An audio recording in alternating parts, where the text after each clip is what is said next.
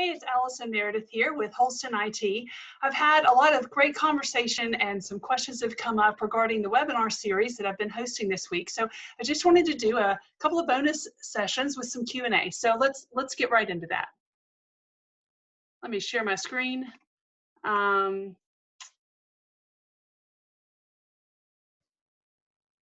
Thanks for your patience. All right, so here we are.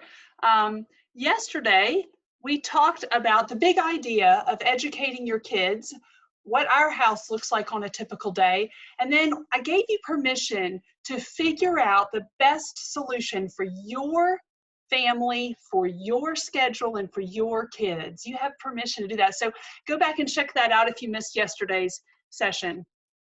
I also want to remind you that I've posted all of these slideshows and videos, as well as some resources you can download on our company's website. So there's a link to that, as well as my contact information. Today, what I want to address is the big question of, oh my goodness, are you kidding me? Do you really only do school for 3 hours a day? Related to that question is there a simple way to teach subjects with limited teacher time, because I don't have a lot of teacher time? I'm going to answer these questions in the context of two different subjects, math and English. So there's more to say, but let's just focus on those two. I want to just start out with a bold yes, it is possible. All my kids ages 12 and younger have pretty much done this. Well, teenagers will need a little more time. And how is this possible? Just stop and think about what is essential. I've given you a link to a good place to start. This is an article I referenced in yesterday's webinar. I will also say that we don't call it school. So we don't, as just our family, in terms of the verbiage we use, we don't say doing school. We say we're going to do our lessons. And I like to say we're just a learning family. We're learning all the time. And because we don't just laden them with a lot of workbook assignments, they have tremendous amount of flexibility and time to just sit on the Lego carpet. In our basement, we have where we keep all our Legos, and they just, can play with Legos for hours. They can go outside, they can read extra books. And of course, we have activities when we're not in the middle of the pandemic. Remember, and I'm going to get into some details, so just bear with me, but I have to start by saying that you've got to remember the big idea. The big idea is that you want your kids, we all want our kids to become independent learners and to love learning. Your mindset is essential to reaching that goal, both of those goals. And listen, when this pandemic is over, there's no trophies. There's no first, second, third place. There's no, I did this with my kids. Oh, I didn't do that with my kids. No, scrap all that. You're the mom, you're the dad. You can figure this out, okay? So let me just get right into some questions on subject matter. Yesterday, I said something a little shocking, that I don't really do too much in the terms of math workbooks with my kids until they're 10 years old. I have referenced here, let me actually just show you this article. And here is the big idea of this article, which I read years ago. Early childhood might simply be an inefficient period in which to try to teach skills that can be quickly learned in adolescence.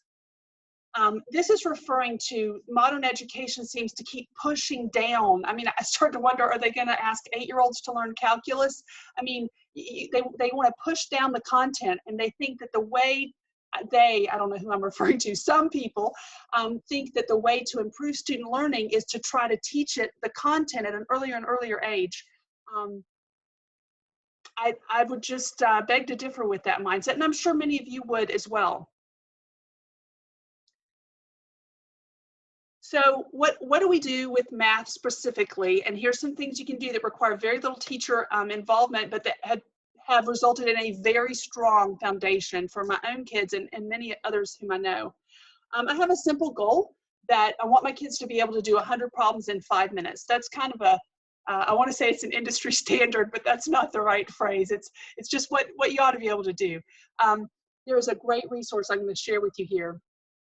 If you'll look at this link, all right, even without any, you don't need to buy a subscription, just go to themathworksheets.com. You can say, I want a 5-minute drill for addition. Just click there. I want to include an answer key, create it, and then you can print that out You can print out the worksheet and the key and tell your kid of any age, by the way, even teenagers need to be able to do this. I'm going to set a timer for 5 minutes. I want to see how many of these you can get done. When the timer beeps, you give them the key and say, now I want you to check and tell me how many you got right. And then you just keep a bar chart every day. The x-axis is the date and the y-axis is how many problems did they get right. And you do that every day and measure, okay, today I got 62 problems done. I'm going to see if I can get 64 problems done tomorrow, right? And you're just wanting to see until eventually they can do all 100 problems in that 5-minute segment. Now, if you want, for a pretty low price, you can buy a subscription to this site. And with that, you get access to all kinds of other ways to create simple, quick worksheets. Now there's a change view. When you first enter the site, let me just give you a tip, this change view thing. So it depends on what your preference is. If you are in multiplication and you choose numbers up to 15, I want to print 50 problems that are just a practice of times 6, times all these numbers. I want to fill the page, even if duplicate problems are created. I could make more than one if I wanted, and include an answer key. All right, so boom. So there I've got, this is what my 8-year-old is working on right now. He can only do about 30 times 6 problems in 5 minutes, but that's what he does. I thought I might have one around here, but I mean, oh, here it is. Yeah. So a couple of days ago, this is what his math lesson was. This took 5 minutes. And we set the timer, we checked it when he was gone. Tomorrow, he'll just do the second half, see how many problems he can get done.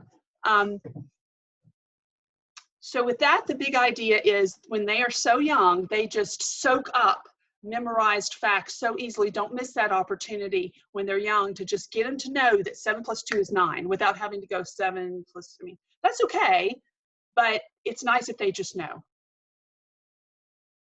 All right, there's some other simple worksheets you can find at that site, and how to tell time. And I mean, I'm not saying, again, let me emphasize, I'm not saying don't ever teach your kids anything about math. What I am saying is that I do think that many, not all, but many of the math curriculums for younger kids are quite wrong-headed in the way that I've seen some of my friends, and they have like 9, 10-year-olds where the kid is told 8 plus X equals 20, and they got to find X. Whew, okay, that's just not what an 8, 9, 10-year-old should be thinking about. 20 minus 8, let's just talk about that. But I don't think they're developmentally ready to really learn that X can represent, just too big a stretch, because if you'll just wait till they're a little older, they fly through that. All right, a big part of math teaching when your kids are younger is playing games. It's huge for me. And anything hands-on. You know, thankfully, just in the recent years, so many different math curriculums have come on the market that are far more hands-on than just doing workbooks. If you're in the market for something like that, I highly recommend Right Start Math. It is teacher intensive. So, I mean, that's going to be a teacher investment. You're going to have to do some scripted lessons with your kids, but if you've got time for it, go for it. And so that's a good place to start. I have used with Right Start Math, I'll tell you, we own a family set of abacuses. Love these, love, love, love them. If you're looking for what's a few things I could buy yourself 2 or 3 abacuses. When you sit down to play hearts or spades or whatever board game you're playing, give everybody an abacus and say, we're going to keep score. Everybody keep your own score on your abacus. I don't have time today to get into the benefits and how you use this, but the way it teaches mental math, and it's just highly recommend. And just buying one abacus, it comes with a little guide of how to teach the basics with the abacus. So you don't have to be afraid you're going to get this in the mail and wonder what on earth to do with it. It does actually come with a little guide on that. This is another Right Start Math resource. We love the Corners game. This is just a little set of cards that I'm not holding correctly. So every card is just 4 numbers, and it's a little deck of cards. It's a simple game they can play. We love Sumoku. Oh my, what a super fun math game. You can find this several places online, I'm sure. Another Right Start Math game is just a set of cards. Our favorite version of how to play this is you just play Go Fish, which, by the way, you could do this with a regular deck of cards. You don't need to buy a new deck. Go to get your regular deck of 52 cards, take out all the face cards, and what the version of Go Fish, instead of do you have a 7, right, for regular Go Fish, you say, do you have a 3? Because a pair is anything that adds up to 10. So that's a simple way to get your kids better at what makes 10. So that they're looking in their hand and they've got a 6, they need to find a 4. So they need to ask, do you have a 4? All right, there is, let me just give you that link for Right Start Math if you're interested in that. I think they're actually running a sale, yeah, on their card games kit. Again, you do not need to go spend $65 to start playing math games with your kids. But if you, here's the link if you want it. You could also buy separately the Corners game, the Abacus. I mean, they have just great little, here's some place card things. You can just talk with your kids about how 1,573 is actually, you know, stack it up. There it is. It's easy to help them visualize that. Okay, so again, the big idea with teaching math for younger kids is don't throw too much on them. Don't make them sit at a desk and just plug away. Just say, I want you to memorize your facts, and we're gonna learn to love math. I can tell you, as I was a high school math teacher before I became a mom, and a large part of that battle was just getting the kids to stop hating math. So anything you can do to prevent that is going to help them succeed when they get to the harder algebra and trigonometry and things, if they can have that right mindset. All right, let's look into English. And again, I know my focus today is what are some tools and insights I can give you when you have limited time. So with English, read. Just get them to read. If your kid is not a strong reader, there are so many great resources to help him learn phonics, to help him. I've got a dyslexic son. I've had some very basic training or Orton Gillingham, but there are some people who know so much about Orton Gillingham method and how to deal with dyslexia and other struggles. Here's where we're at right now, okay? We're trying to figure out how to make this work for the next 2 months. That's what I'm hearing from all directions. How do I make this work? First, recognize you don't have the time to use all these great resources, right? I've got a slide here to share with you. If you are in the market for some, that's some great places to start. But here's where we're at. You need to just, struggling for words, can you tell? You need to remember the big picture. You want your kids to become independent learners and you want them to love learning. So read books to them and then read more books to them. And then if they are learning to read, get them to read to you. If they're not great readers, have them read 1 sentence, half a sentence, okay? But that is the big idea. With that, let me just briefly show you, again, just if you're in the market, First Language Lessons has been redone and it now looks like this actually. But all my kids have learned a noun is the name of a person, place, thing, or idea. An adjective is a word that describes a noun or pronoun. Those simple memory things that are so easy for them to soak up. This little book has 100 lessons for 1st grade and 100 lessons for 2nd grade. And they're all short. And that has laid the foundation for my kids' grammar. I've also used this for some kids in later years. And most of my kids have learned some basic reading and spelling through these silly little Explode the Code books. They're just delightful. I'm not talking about how to learn to read. That's I've used Teach Your Child to Read in 100 Easy Lessons. But once they know how to read, what do you do? And then let me talk specifically about vocabulary. So after that brief 3-minute hiatus, giving you some resources that I'm aware you probably don't have time to use. Let me tell you, if you only have a little bit of time, here's what I want you to do. I want you to give your kids a stack of index cards. And if you have time to get this in your next grocery pickup order, get an index card box. And I want you to have them make cards about what they're reading. All right, let me show you what that can look like. I have done this since my 20-year-old was 6. All right, so let me go to this slide. Oh, yes, I've got a resource for you there if you want to check that out for some book lists. But let me talk about making vocabulary cards. So here is an example of 2 cards, 2 different days probably. And my daughter wrote down, I think these are ancient, vintage. This is my daughter here. She's 20 now, but I was digging through some quick samples and this is what I grabbed. She wrote down the word squall because she read it in a book and she didn't know what it meant. That was her assignment. As you're reading the book, find a word that you don't know what it means and then look it up in a dictionary, write it down. Then on the back, she was supposed to write the quote from the book. All right, so here she was reading The Sign of the Beaver and she just copied. Copy work is a great way to improve spelling, grammar, capitalization, punctuation, just copy work. It really is, it's powerful. So she had to copy correctly from the book the sentence in which she found that word quoted. And not just her, I've used this on others of our children as well. So here's another example. The word versatile was a word she didn't know, and the word ardent.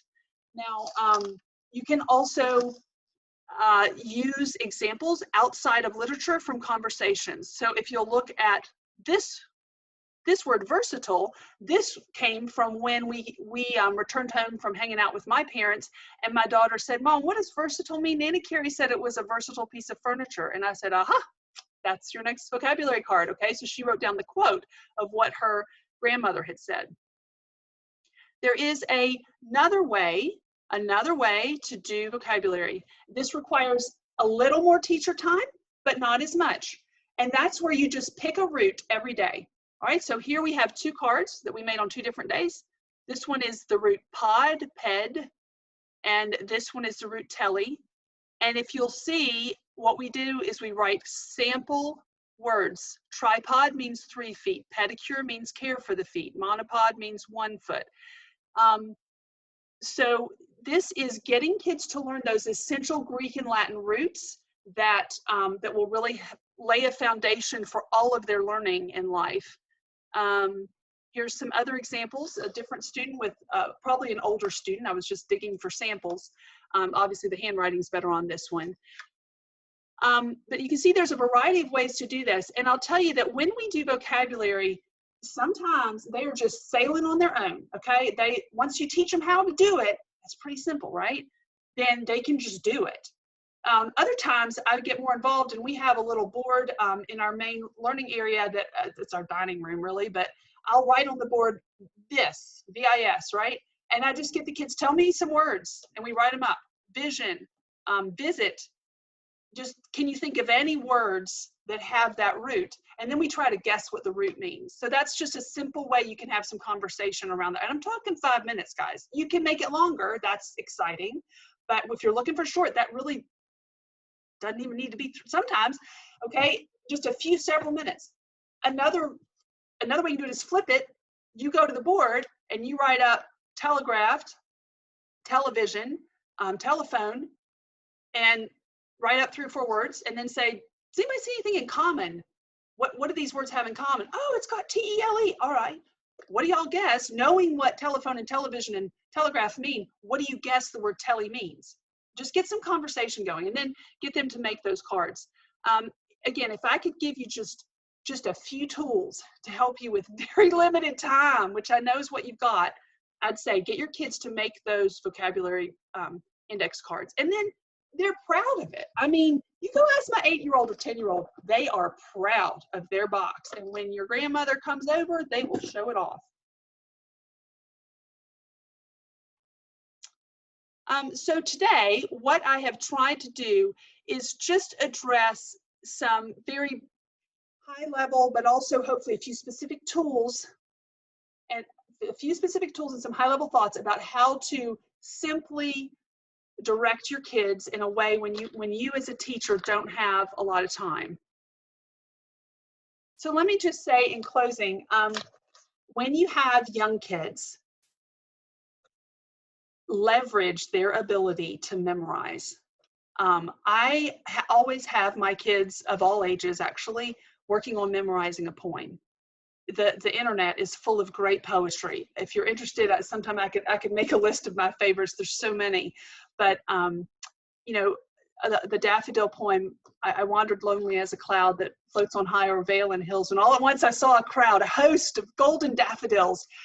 Wow, isn't that beautiful? And I've only memorized it because I've been getting my kids to memorize it over many years. They develop confidence, and so many skills can be gained by getting them to memorize poetry. We also memorize large swaths of scripture. You know, again, I think that our standards have decreased more than necessary, and I think kids can do more than we think. So there's some great scriptures that you can memorize, not just trust in the Lord with all your heart, which is wonderful, but how about the entire Proverbs chapter 3, just the whole first 8 or 9 verses. They can do it, and they have done it. All you have to do, by the way, for memory work is just get them to read it once a day. I'm not kidding. It's just the stage they're in. If they read it once a day, 2 weeks later, they know the whole thing flat. So challenge them. Again, this doesn't have to be a lot of your time. What would you like to memorize? If they don't have anything, just say, well, let's ask Nana Carey. Call your mom and say, Mom, could you help me out? See if you can get Johnny interested in memorizing something. See if maybe your mom is a chemist and she wants to teach your kids a little bit about atoms, molecules, electrons and protons. Get them to memorize some things about that. We've used lots of different memory lists over the years, memorizing the highest mountains in the world, or just it doesn't have to be complicated. And during this season, guys, let me just wrap up by saying that during this season, when we're all on plan B and everything's a little wacky, just remember you have permission to figure this out. And the most important thing you can do for your kids is make sure they know you love them and you love learning and you want to help them love learning too. So create that environment and I'm sure you'll figure it out. All right, I hope this has been helpful. Keep emailing me your questions. Thanks.